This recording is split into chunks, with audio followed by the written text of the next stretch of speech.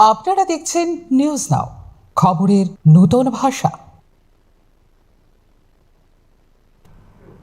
চাকরির প্রথম দিন থেকে নিয়মিত বেতনক্রম দেবার উচ্চ আদালতের রায়ের বিরুদ্ধে সর্বোচ্চ আদালতে যে স্পেশাল লিভ পিটিশন দাখিল করেছে রাজ্য সরকার তা অবিলম্বে প্রত্যাহার করার দাবি জানিয়েছে এসএসএ টিচার্স অ্যাসোসিয়েশন। রবিবার আয়োজিত সাংবাদিক সম্মেলনে এই বিষয়ে জানাতে গিয়ে কর্মরত অবস্থায় মৃত শিক্ষক শিক্ষিকাদের পরিবারে ডাইন হার্নেস চাকরি, শিক্ষক কর্মচারীদের বেতন প্রতি মাসের 1 তারিখ নিশ্চিত করা, রাজ্যের বিদ্যালয়গুলিতে শিক্ষক সংকট দূরীকরণে দ্রুত পদক্ষেপ নেওয়ার দাবিও জানিয়েছে সংগঠন। দাবি পূরণ না হলে আগামী দিনে বৃহত্তর আন্দোলন সংগঠিত করার হুঁশিয়ারিও দিয়েছে এসএসএ টিচার্স অ্যাসোসিয়েশন।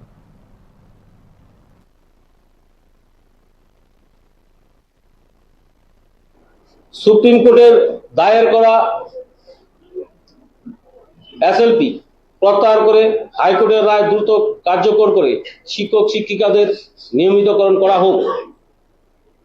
দ্বিতীয়ত, অবসরপ্রাপ্ত শিক্ষক শিক্ষিকাদের পেনশনের আয়ত্তায় আনা হোক।